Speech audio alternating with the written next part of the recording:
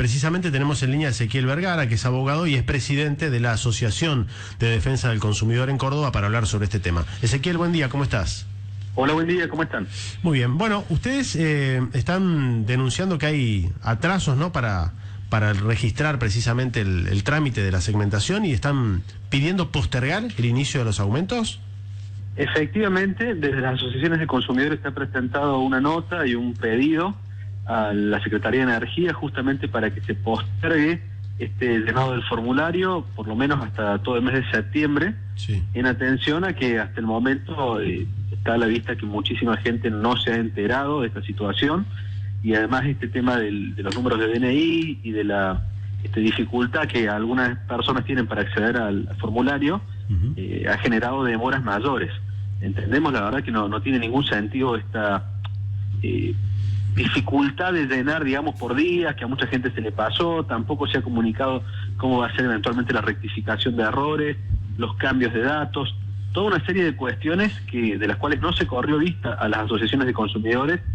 Entendemos que también debería haberse presentado el formulario antes de directamente enviarlo al llenado de toda la población.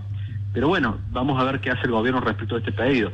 Sobre todo nos preocupa los sectores más vulnerables, quienes actualmente gocen de tarifa social, sí, que no les vayan a quitar el subsidio por el mero hecho de no haber llenado el formulario. Ahí está la mayor preocupación en los sectores más vulnerables. La falta de publicidad, entonces, es uno de los temas. ¿Qué otras complicaciones ha tenido la gente a la hora de llenar el formulario? Bueno, sin duda, el tema del DNI es una complicación que desde el punto de vista técnico, si se hace a través de Internet, no tiene ninguna justificación, ¿no? Que uno puede entrar un día según el DNI, que si se le pasa ese día ya no pueda y el formulario lo impida. Sí. La verdad no tiene un sentido, no tiene lógica. Y por otro lado, el breve tiempo de llenado. Recordemos que esto es la aplicación de un decreto del presidente de la Nación y el ministro de Economía, que renunció en junio, sí, y luego en un brevísimo plazo, prácticamente en una semana, se informa, se implementa y ya se le pide a los usuarios que lo empiecen a llenar, sin la suficiente claridad respecto de múltiples ítems, ¿no? Sobre todo quienes están en el sector más desfavorecido y que seguramente necesitan llenar el formulario, puede ser que sea más clara la necesidad de llenarlo.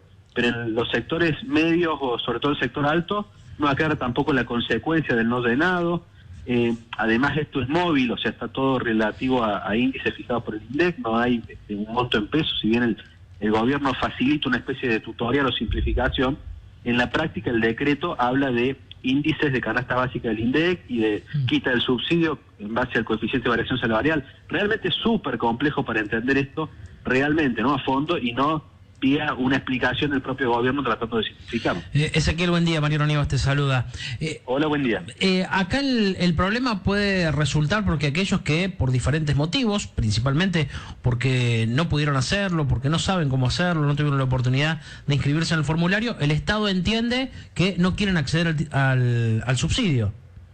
Ese es un riesgo importante, y sobre eso específicamente se ha pronunciado la mayoría de las asociaciones, pidiendo la prórroga y planteando que no haya ninguna quita a quienes actualmente ya gocen de la tarifa social o estén incluidos en algún programa de asistencia. Te pregunto puntualmente por el tema de los inquilinos. Vos, Pachi, planteabas al principio, el inquilino que, por ejemplo, vive en un barrio de alto poder adquisitivo, pero que no es el propietario. ¿Se hace una especie de diferenciación ahí?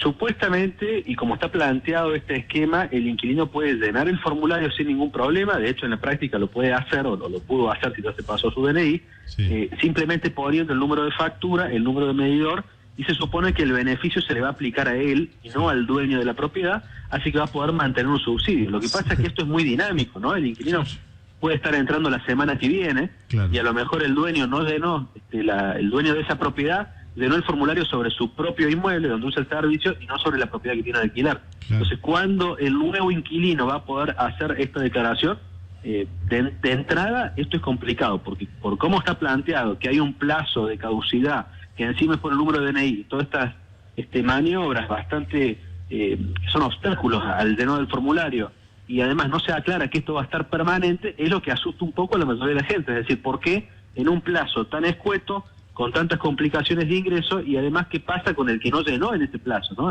Eso creo que debería estar claro de entrada. Desde antes de sacar el formulario deberían aclarar qué va a pasar con el que se muda la semana que viene y ya se le pasó el tiempo de llenar el formulario porque todavía ni siquiera pidió el servicio. Ezequiel, gracias por este diálogo con Mitre, que tengas buen día. Muchas gracias a ustedes por difundir. Un abrazo. Ezequiel Vergara, abogado, presidente de la Asociación de Defensa del Consumidor.